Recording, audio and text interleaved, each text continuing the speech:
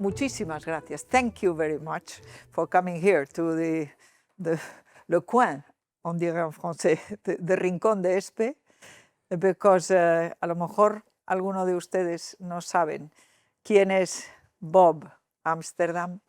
Es una persona muy importante. Bob, we Spaniards are really astonished that you say the agencia tributaria, the hacienda, you say, is, the OECD says, one of the most important and more unfair taxpayers regulated in Spain, in Europe.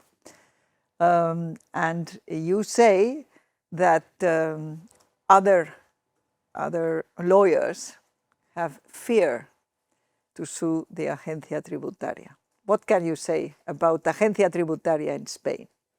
Look, Spaniards need to understand that Spain is the North Korea of taxation. Oh, so when see, I laugh, but I shouldn't laugh. Yeah. Well, it's true. It's true.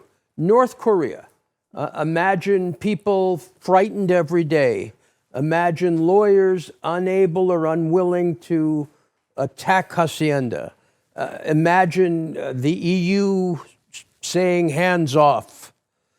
These poor individuals left to fight this massive agency who gives bonuses to inspectors to take their money, and then it takes 10 years to get the money back. Maybe we don't have the prison camps, but I'm very serious. We don't have the what? The prison camps of North Korea. Campos de prisioneros. Yeah, that we don't have that. But when it comes to destroying our business class, Spain is numero uno. Numero uno. And the question, why destroy the middle class?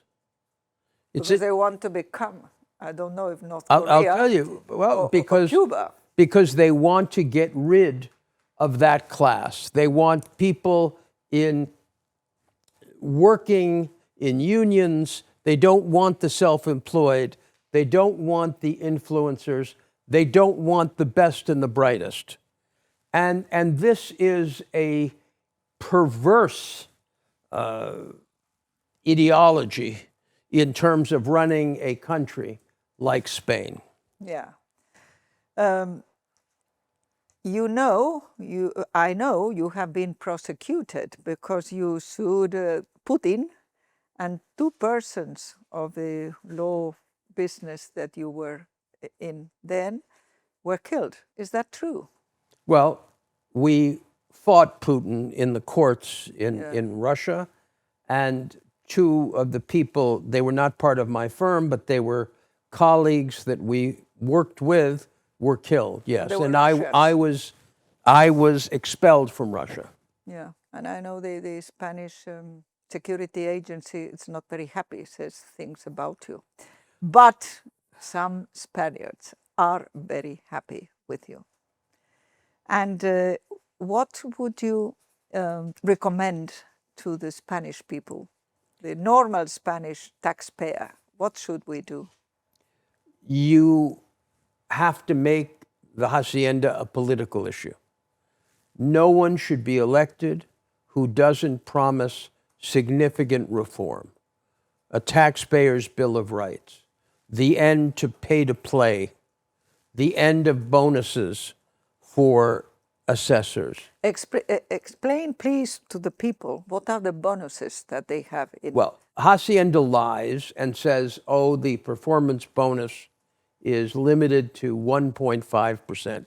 This is, as we say in English, bullshit. They give a monetary bonus that is in part based on how much money is collected from taxpayers. And what's evil is if the assessment is wrong, the inspector does not have that money taken back. Mm-hmm. That gives a perverse incentive. And we see it when you look at tax files. you see the tax agency making assumptions that are always contrary to the taxpayer. There is never a benefit of the doubt. The taxpayer in Spain is always wrong. In fact, in Spain, there is a presumption of veracity that is given to the tax department. That should not exist. That presumption. There's a presumption of veracity for the police and all of this. Sometimes for the teachers in the schools, but well, I didn't know that they. Given my children, I'll accept it in the schools, but I certainly would not accept it in the police, or I don't know how that works with the presumption of innocence and the equality of arms. Mm-hmm. And the equality of arms, but we have the presumption of innocence. No, you don't. Not when it comes to tax. When it comes to tax, you have a presumption of guilt. And when it comes to tax, they seize your bank accounts. And let me tell you something. Unlike the Franco period, the tax department knows everything. They know, there's a Christmas song about Santa knowing whether you've been good or bad. Well, in Spain, that song could be the Hacienda, because they know everything. They know what's in your bank account. In fact, next year, they're going to know every invoice you come out with, and they'll tax you on the invoice. Yeah, all the bizums, no? Yes. Todos los bizums, Hacienda va a saber cuánto dinero das y a quién, ¿no? Yeah, and they'll tax you before you're paid. So there is... They tax you? They tax you before you're paid. They tax you when you issue the invoice. Oh, yeah, I didn't know that. Well, this is the plan. Yeah, and that is the plan. Yes. It is not happening now. Not yet, because they don't have that information. But now, next year, they will have that information. But they have... And how was that? They made a law to... It's called Veri Factu. It's a new process they're coming out with. Yeah, but they come with a new process, and how do they... There's a law, there's a decree, how did they... Well, listen, Spain is no longer a country of laws. It is a country of decrees. Sanchez wakes up in the morning, and like a king, he passes decrees. No, our king can't, and the British king Well, cannot. Listen, I'm telling you, in this country, there is no... medieval king, no? Yes, there is no rule of law. We have the executive passing these measures as royal decrees, because Sanchez really shouldn't be... The royal decrees have to be voted in the Congreso de los Diputados. The problem is that he doesn't present them in the Congreso de los Diputados only when he has the votes. Well, exactly. So the bottom line is laws should be passed. It should not be done by decree. Mm-hmm. And of course, there should be a budget. Spain has not had a budget for 3 years. He doesn't mind no budget because el dinero recaudado, he has collected 24% more than if he had a budget. Of course. Yeah. Of course, because he has risen 100 taxes. That's right. And all of this goes on because he has impunity. In Spain, the leadership in this current moment has complete impunity and no accountability. You're in a situation where your general prosecutor has been convicted of misusing tax information.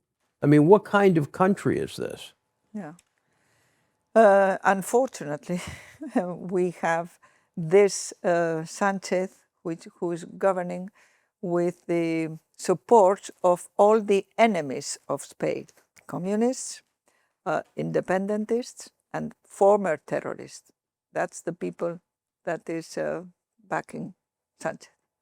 We hope in 1 year we could win the elections, but now you say that of the general prosecutor, which is true, And we have the president of the Constitutional Court, which should only go to constitutional issues, but he wants to say no to the Tribunal Supremo, which is the Supreme Court that should rule over every court. But they put one more important in the Constitutional Court. Well, the issues in Spain concerning rule of law are incredibly serious and exacerbated by the present government.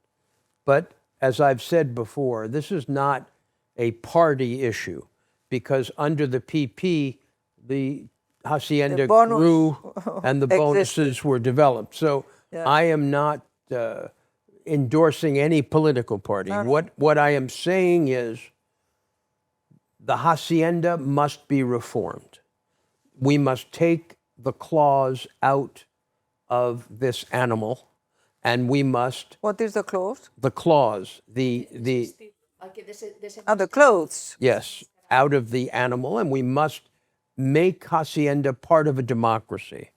And Spain must restore its democratic principles, rule of law, accountability, a tax agency that is part of the people.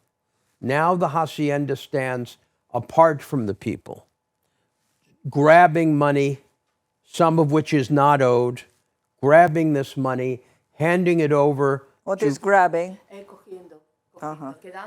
Handing it over to a politician who has no accountability for where the money is going, no budget to which he's responsible.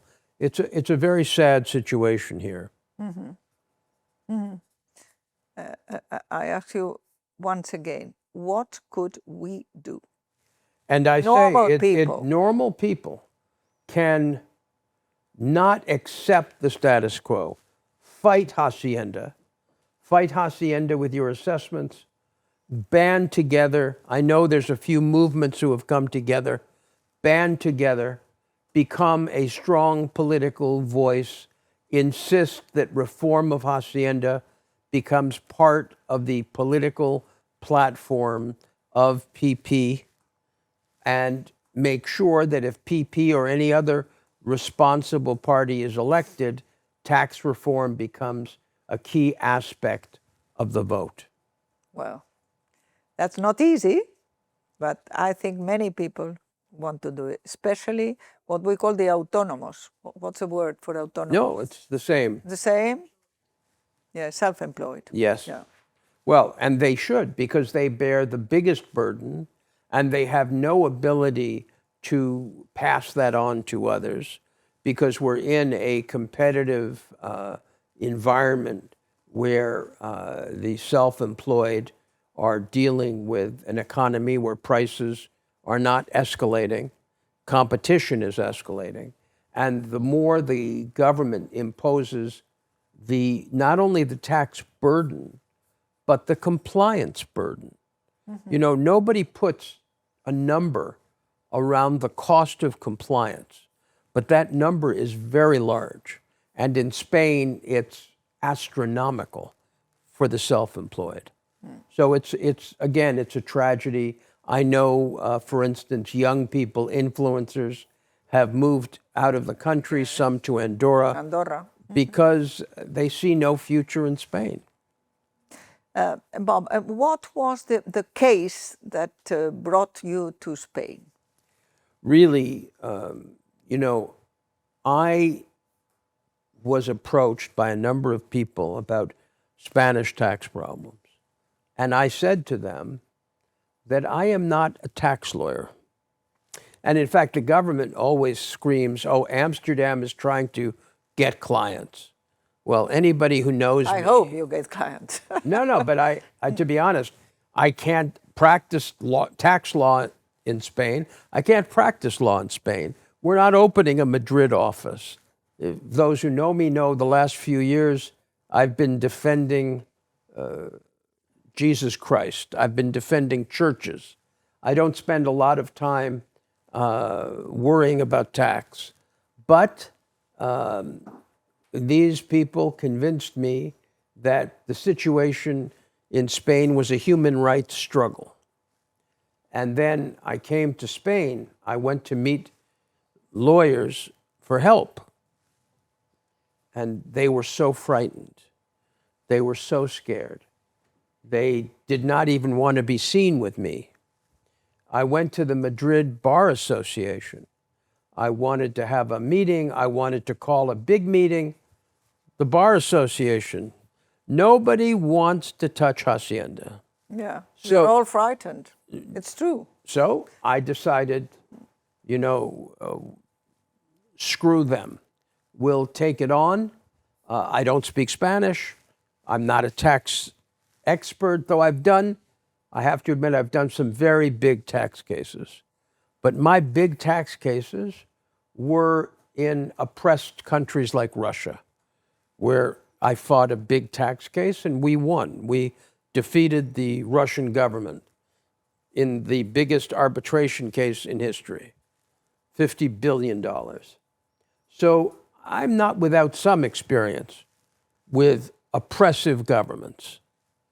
But the Spanish government's a wolf in sheep's clothing, because you're in Spain, the weather's beautiful, the people are lovely, the women are lovely, everything's to be happy. You don't expect that Hacienda is a wolf. You don't expect that you have North Korea operating inside the country.